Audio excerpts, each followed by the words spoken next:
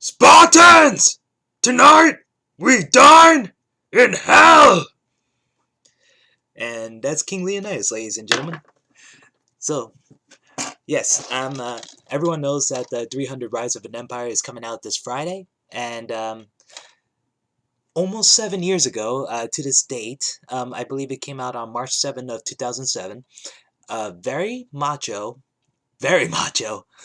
but very visually impressive movie came out, and March is my birthday month, so I had to go see 300. And I know I don't. It's not Blu-ray. This is almost 7 years old. I got this back then, and I know it's full screen, and I learned the difference between full screen and widescreen now. And I wish I got this on Blu-ray, but I still have the old one. I still can't believe this is almost 7 years old. So yeah, what can I say about this one? It is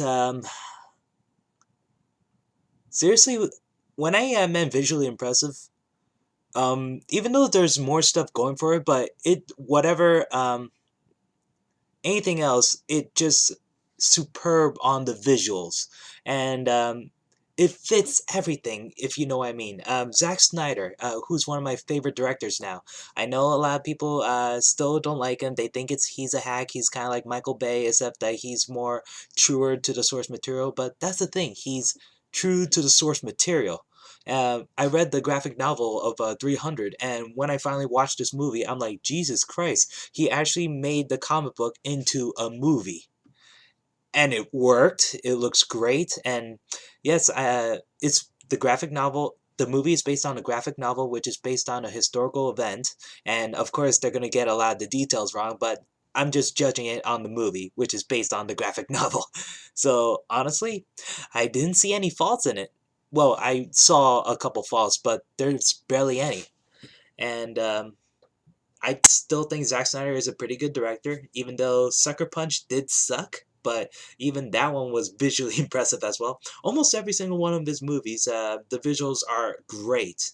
Um, they don't look that fake. You could tell they're CG, but not really. You're just immersed into their worlds. And even for Man of Steel, and I'm just glad that they're bringing back. Let's see, the cameraman, technical director, I totally forgot, who worked on 300. He's coming back for Batman vs Superman, and the only thing I really hated about Man of Steel, even though I loved the movie, I gotta admit, I kind of didn't like the zoom in, zoom out, zoom in, zoom out thing. I mean, it worked for slow motion, but when it's real speed, and since Superman is extremely fast, it kind of doesn't work to me. But I appreciate it, but at the same time, I know it couldn't work. But yeah, that's enough with Zack Snyder. What did I think of the movie? And like I said, the visuals are amazing. I love the color scheme. I love, even though a lot of people made fun of it for being Instagram filters, I do love the sepia tone. I like the nighttime scenes, which are dark, cold blue, especially if there's not much lighting, but at least you could see everything. It's not dark. They used like the moonlight as the lighting, and that's very effective. Um, let's see, what else? For an action movie, there's not really a lot of action in it when you watch the movie again, because the action scenes, well, if you don't count the infamous kick into the pit, the main action scene doesn't start until like the 45-minute mark, and it happens for another 30 minutes. Then it's mostly just dialogue and a lot of slow motion. So, but it works for this movie. And, at first I was kind of disappointed that it's not a full on action movie because the trailers look epic. But honestly, I took it for what it is and I still loved it. So, the casting. Draw Butler as King Leonidas. He's the perfect casting choice for this. And I just find it funny that he was Dracula in Dracula 2000 and, what was it? The Phantom and Phantom of the Opera. Um, I'm a terrible singer, so I'm not going to judge the singing voice, but still, at least I'm not sure if he's better than Russell Crowe from Les Miserables. I don't know. You pick. Lena Headey. I kept trying to figure out where I saw her from. I know I seen her in the Sarah Connor Chronicles, the Terminator series, and she's now famous for what's it called? Game of Thrones, and she was recently in The Purge, which I reviewed before. But I just realized that she's from the live action Jungle Book. I'm like, wow, I love that movie too. And I couldn't believe how well she'd grown. She's a magnificent woman. Let's see, Dominic West as the Theron. I feel like he's typecasted into these, traitors or villains, or he's always dishonest and stuff like that. I don't know. Every time I see him in the movie, I'm like, oh, he's gonna be a bad guy traitor or whatever. He's not a nice person. David Wenham as Dilios. I'm one of the few who actually liked Van Helsing, but I understand why a lot of people consider it's bad. But I did like him in that, and he's awesome as Faramir in The Lord of the Rings, and he's an awesome narrator in this. And let's see, what else? Vincent Regan. His character's name is just Captain. That's all I could find up on IMDb. I don't know what other name he has, but he's just Captain. And I always liked him in almost every single movie I've seen him in. But he's also typecasted. He's always like the general or the best friend of the main hero, a war leader or something like that. But he was in Troy. He was in Snow White and the Huntsman. I like him. But the one of the cast that I'm very surprised about, Michael Fassbender. He's Stelios. He's the one with the Thor beautiful golden hair. My God. After watching X-Men First Class and Shame, and then I went back and saw this, I'm like, holy crap, that was him? It's funny because I always knew he was going to go places, but he's going places right now, and good for him. He's always been great. He's so over the top in this, but he's perfect. And last but not least, Rodrigo Santoro as Xerxes. And if you saw an actual picture of him and then see what Xerxes looks like in the film, I don't know. Out of all the people they've chosen, I don't know why they picked him, but I liked him for Xerxes. But we'll get to Xerxes. So what did I think? I did study about the battle at the Helm's Gate. I forgot what's the main real name. The it starts with the T. I totally forgot. It's just escaped me right now. But I always did like the story about the Spartans against the Persians and the sacrifice of King Leonidas and his men. So so that's why I read the graphic novel. And then when I heard that the movie's going to be based on the graphic novel directed by Zack Snyder, who did Dawn of the Dead, I'm like, you know what? The trailers look awesome. This is a cool idea. Let's go with it. That's why I wanted to see it. And my God, that did not disappoint me at all. So it's a pretty simple story, of course. But what interested me is that the first 10-15 minutes, they were showing the origins of Leonidas, him as a baby to a teenager, and why he was destined to be king. And I did like that. Because the teenage version of him is a badass for killing the wolf between the two, what's it called? Dang it, I totally forgot. It's not cliffs or anything. Between the two mountains. And they show what happens for the Spartan birth. If a baby is born, they check up to see if he has any defects or abnormalities, and then if he or she does, they throw him off the cliff and they die. They only want the strong to survive because that's Sparta. So many years pass. King Leonidas is king, and Lena Headey is Queen Gorgo, his wife, and she's an amazing character. And I'll get to her redeeming moment in the film by the end. And let's see, they have a son who's gonna go in the same process that Leonidas went through when he was a child. And then the Xerxes sent a messenger to Leonidas, who has the skulls of the kings that Xerxes defeated in the past. And of course, this pisses off Leonidas, and then there's this little bit of dialogue, and then it becomes the infamous kicking into the pit scene, and Leonidas saying, "This is Sparta!" And everything's in glorious slow motion. And you know what? At the time, I loved The Matrix, and I always loved slow-mo. I loved the bullet time effect in Max Payne, so of course seeing this on the big screen, I'm like, oh my God, I'm a little kid again. It's like I'm playing a video game. Now it's kind of been done to death, probably because of Zack Snyder's fault. But honestly, because it's based on a comic book, it mostly makes sense on why it's slow motion, and it's slow motion done well. So Leonidas kicks the Persian messenger and he falls down slowly into the bottomless pit. And then, then comes the next scene, which I honestly did not like in the movie, but I understand why it has to be in it. When Leonidas has to climb the mountain to speak with the E-Force to gain permission to gather an army and fight off Xerxes. But yeah, I didn't. That to me, it was a drag. Even though it had that Oracle scene, the very hot, attractive woman whose clothes keep falling off and exposing her tits, and it's in slow motion too, to her dancing. But honestly, I did not like those 5 to 10 minute scenes with the E-Force. I want it to end, and I don't know, it's weird. The makeup design on the E-Force, they looked pretty good. It's just that I don't know, it felt like such a drag to me. It has to be in it, I know.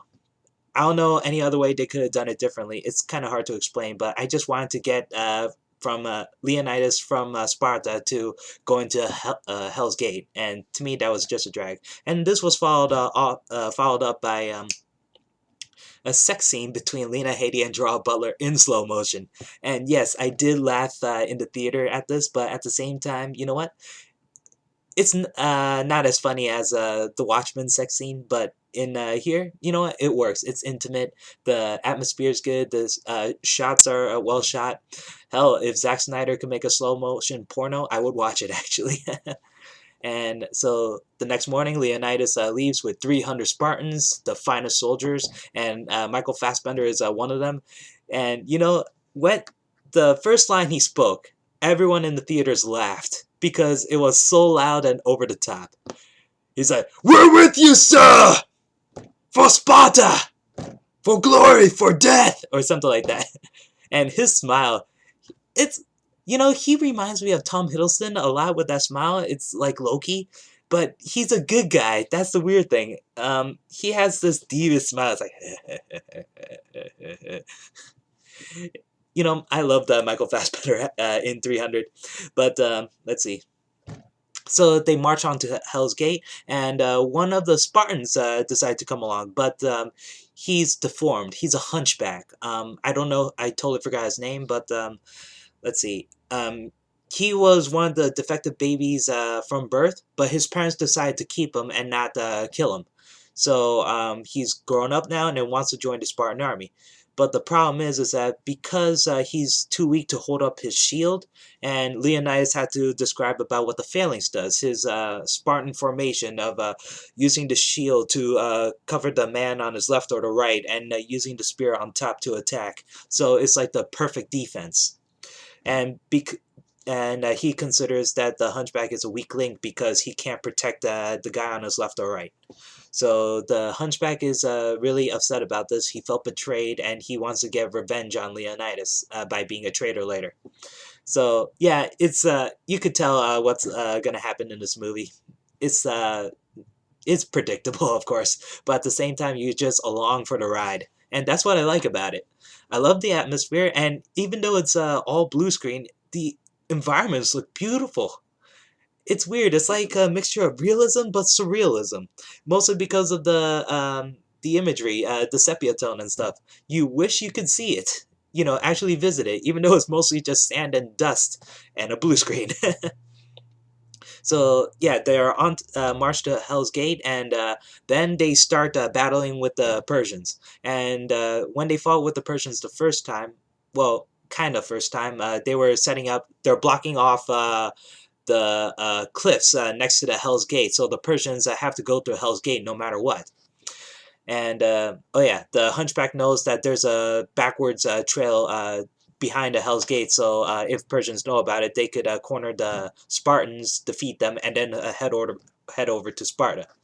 So let's see. So the Spartans finally fight the Persians, and they show off the phalanx, which was effective, very effective at first, because I believe that a few thousand Persians were about to attack the Spartans. They fended them off, and remember I told you about the phalanx, how Leonidas is describing what the phalanx works? Well, it's funny that he contradicts himself, because right after the phalanx scene, he decided to break out of the phalanx and kill everyone in his path. Seriously, no one is using their shields anymore. They were just hacking and slashing, like you see in Dynasty Warriors or Devil May Cry. And you know what? Yes, I love I love the fight scene. I love every single action scene in slow motion. But I gotta admit, it just made me laugh that he's contradicting himself. He's a hypocrite. But it looks awesome. You know, the slow motion is like.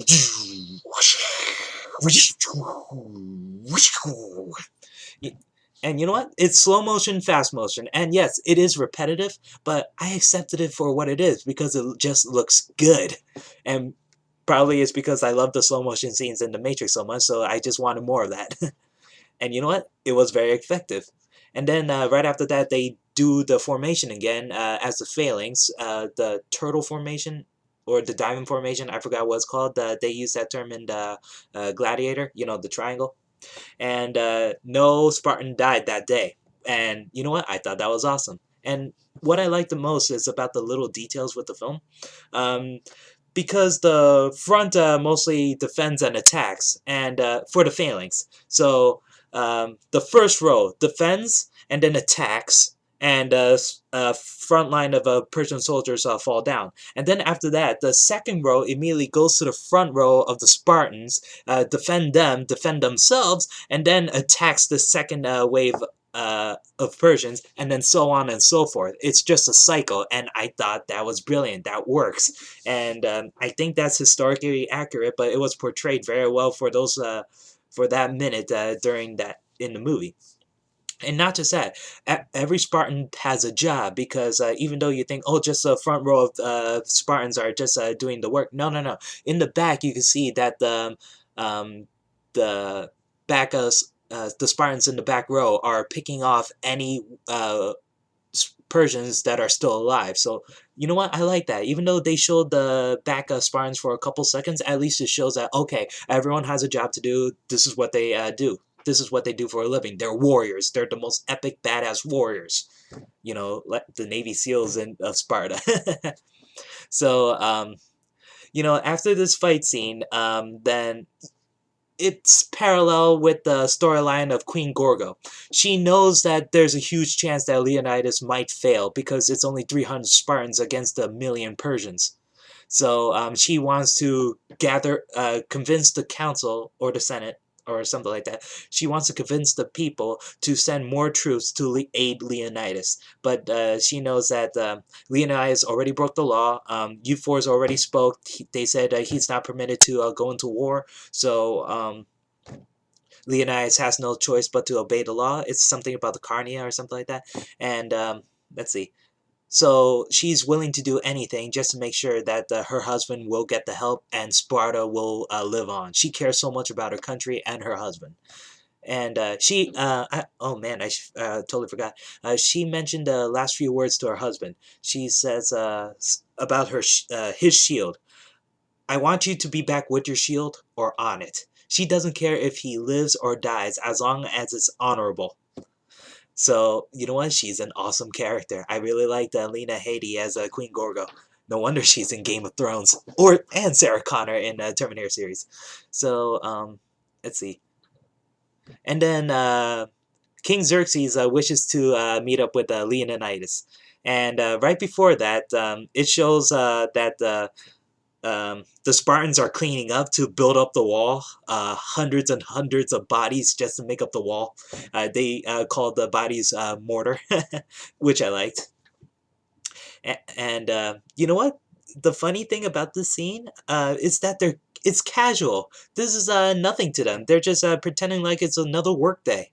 Because King Leonidas is just eating an apple while being surrounded by the dead bodies of Persians and just talking normally with his general captain.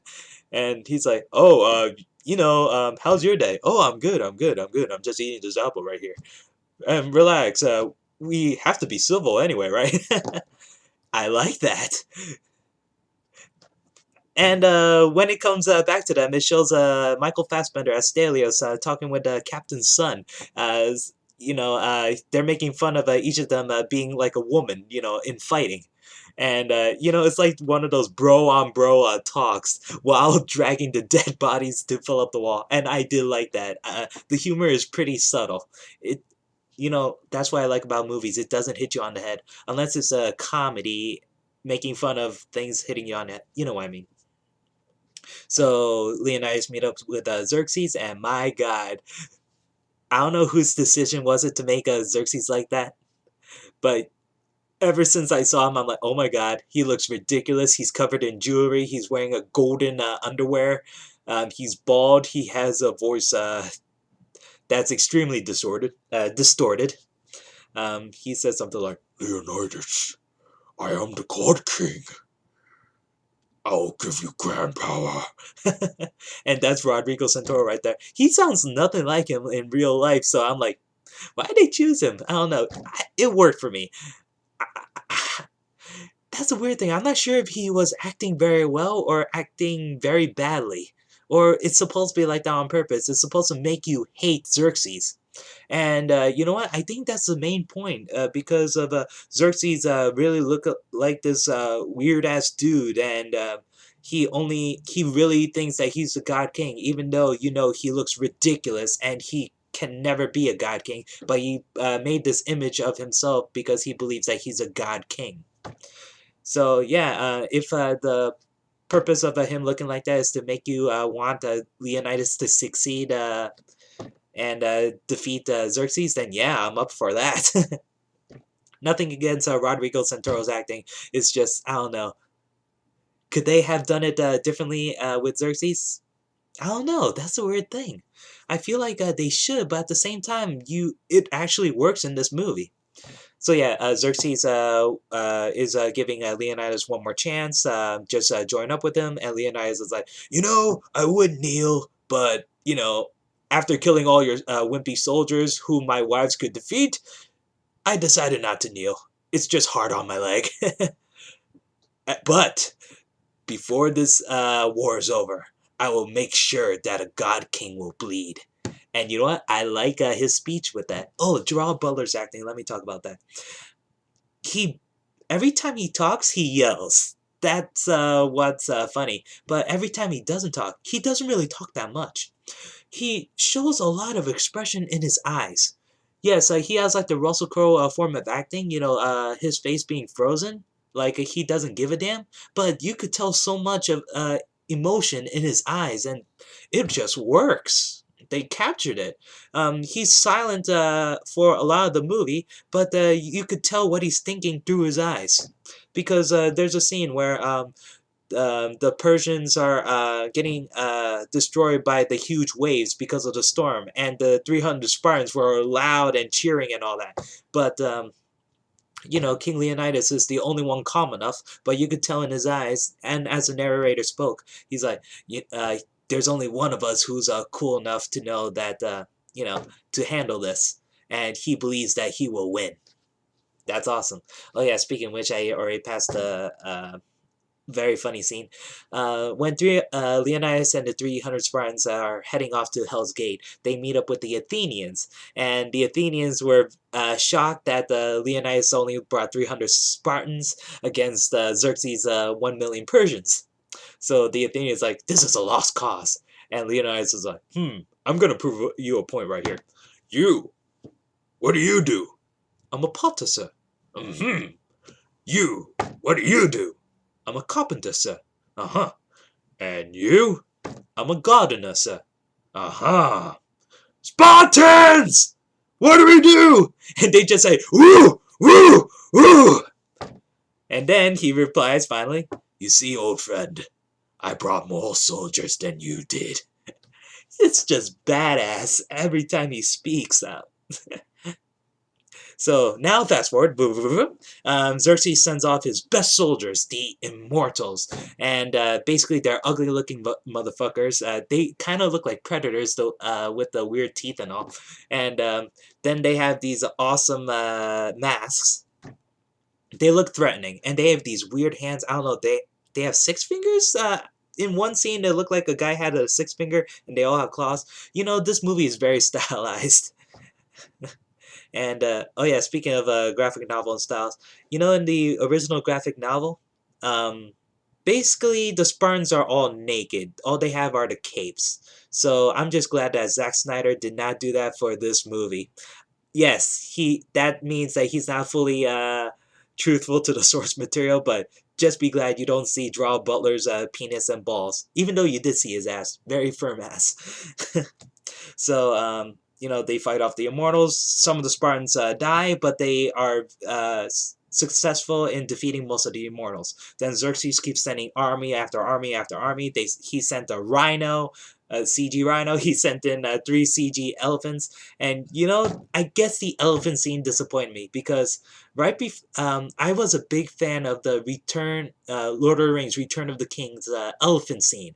I thought that was grand, that was epic, and when I saw that the elephants are used in the trailer, I'm like, ooh, so this is gonna be like that? Okay, let's see how it is. They immediately get defeated after 30 seconds of screen time.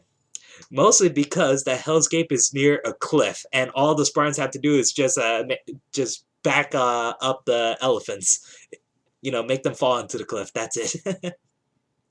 But the action scenes look good. It's mostly in slow motion. There honestly, there's really not that much blood. And there's decapitations and limbs cutting off, but really not that much too. But the special effects are well done, and I'm not sure if practical effects were used because I know that's mostly CG blood, but they looked effective. It didn't look fake. It's funny because the capes are really bright red as Superman's cape in Man of Steel, and they look amazing. But then when you see the blood is like not bright red, it's dark red. It works. It matches the color scheme. So that's what I like. And after this fighting, the captain's son dies. Um, and here's the thing. I didn't really feel bad, but at the same time, I felt bad for the captain because I liked him as a character. So when he went all Wolverine, adamantium rage, attacked everyone, and then kept shouting, that was a very effective scene. You feel his rage. You're like, oh shit, this motherfucker wants to kill every single person he sees, and and I wish he does. So, and then it goes back to Queen Gorgo, and she's agreed to have sex with Theron because he's the only one that could convince the Senate slash Council to change their minds and send troops to Leonidas. But the problem is that Theron, it's already shown from the beginning that he's a traitor. I mean, well, from the very first scene that you see him in, his personality, you could tell he's going to be a traitor anyway. But it's proven that he's a traitor when it showed the E-Force right after Leonidas just left. So it's not predictable. You know it's going to happen. But Lena Headey, she she cares about, she's not, I wouldn't say her character's a slut in this because she does care about her husband, she does care about Sparta, she cares about saving her son, so she just wants troops to be sent to Leonidas no matter what the cost, even if it involves sex. So she gave herself up, but just only for that. It wasn't out of love or anything, she just wants it out of the way, so that's what I like. And then it cuts back to the trader, and it has this weird ass scene. I don't know why they put it in it. There's like a weird animal goat thing that's playing the sitar. Can anyone explain that? Because I don't think that was in the graphic novel. Uh, is it a guy wearing a goat's head? I don't know. That couple of seconds really boggles my mind. Seriously, I have no idea what the hell that scene was about. But anyway, the Hunchback becomes a traitor, but mostly he did it for sort of the right reasons for him, because Xerxes is willing to give him all the women he wants, all the money he wants, all the fame he wants, and he's willing to make the Hunchback into a soldier. And just to know about the goat path, the hidden path behind the Hell's Gate. So the Hunchback agrees to it, and you know what? Part of me is like, I want this bastard to die, but at the same time, I did feel bad for him, even though he's only in the movie for like maximum of 3 minutes. So then the Athenians knew that the Persians know about the hidden path, so they decide to leave. And then King Leonidas gives this final speech about the age of freedom. and all will know that 300 Spartans give their last breath to defend it. And then rallies the troops and all that. But he makes sure that one of the 300 leaves, and that is Dilios. And there's a funny scene with Dilios, David Wenham, because in the beginning of the movie, when he's narrating, you saw him with the eye patch, and then right after that, you didn't see him with the eye patch anymore. So you're wondering, oh, so he's telling the story that already happened then. So, and then it didn't show how he lost his eye, but when it showed him covering up his uh, covering with the eye patch, and then Leonidas comes in and he's like, "Oh, so I hope that scratch doesn't make you worse in battle, right?" And he's like, "No, sir, it's only an eye. Don't worry, the gods gave me two anyway." I liked his positive attitude. But Leonidas wants Dilios to go to Sparta because he wants everyone to hear what happened, to tell the story about the 300 Spartans to sacrifice. And Dilios is a great narrator, so I understand why Leonidas wanted him to leave. So the Athenians left, Dilios left, and it's Leonidas and the rest of the 299 Spartans. So, and my favorite scene has to be the finale against Xerxes' army. The 300, what is left of the 300 Spartans are all huddled together, and they created a giant box of shields. And Leonidas is the only one out in the open. And Xerxes is giving him one last chance. Xerxes barely says anything. He only says two words in the scene. Just slaughter them. But right before that, he sent a messenger. The messenger's like, okay, we're giving you one more chance. Come on, you want to live. We'll let you live. Just kneel. Kneel. You know what? I think I see why Zack Snyder has chosen to do Man of Steel again. Kneel before Zod. Kneel before Xerxes. So, Leonidas ends up kneeling, but it's all a trick. And that's what I like about it. At first, it's like, wait, he's giving up? Why? Why on earth would he give up? And then you realize why. Because they said, how Dilios put it, his helmet is stifling. It narrowed his vision. And his shield is too heavy because he can't throw that far with the spear.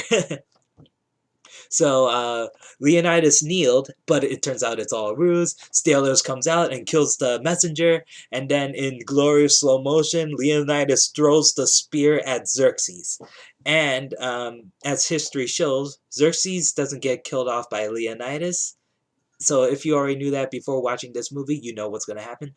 But Leonidas ends up slicing a chunk of Xerxes' face. And that's all he wants. Leonidas won. He proves that a god king will bleed.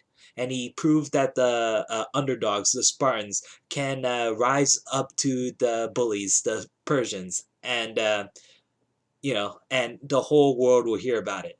And that's all Leonidas wants. And that's what I love about this movie. And he doesn't even and even though he's getting shot by the arrows, he's still on his feet, and then he's just smiling the fact that Xerxes is bleeding, that he actually took a shot at Xerxes. That's all he cared about, even though he knows that he's going to die in a couple minutes. So then the 300 Spartans die, and Leonidas got the ultimate death, getting shot by 1,000,000 arrows. He got the hero treatment. The Jet Li's hero. So after that, oh yeah, and at that time, Lena Headey had the council meeting, and I'm not sure if she knew that Theron is a traitor, but she killed him anyway because Theron, turned against her and said she's a whore queen, and then Lena Headey grabs the sword and then kills him. And you know what? At the theater, everyone applauded. They all did. They were so, because we kind of didn't expect that Lena Headey, she's a queen, would grab a sword and just kill a dude in front of everyone. And then and it's a callback to the earlier scene because when Theron had sex with her aggressively, he says, "I'm not your king.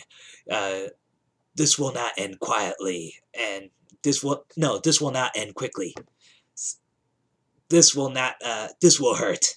And Lena Headey said the same lines again to him, and wow, and it just ends right there, and that's brilliant.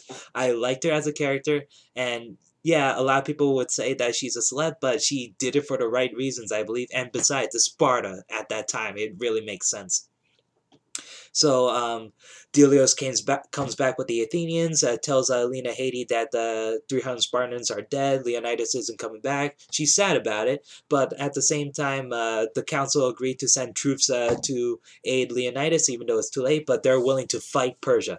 And, yeah, the Persians. So Delios turns out Delios was telling the entire story of Leonidas, and he gives the epic final speech, and then in slow motion, the thousands of Spartans were about to fight the Persians, and it ends right there.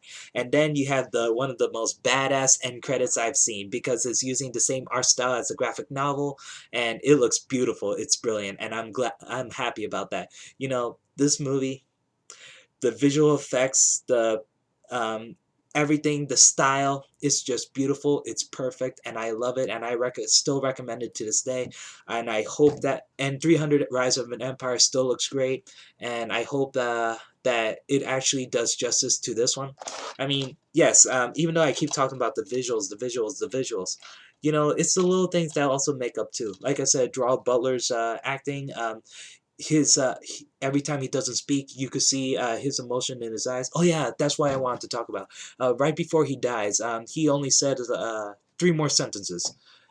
When right before he gets shot by the arrows, he says, "My queen, my wife, my love," and then gets shot by the arrows. But it's not just him saying that makes me like the scene.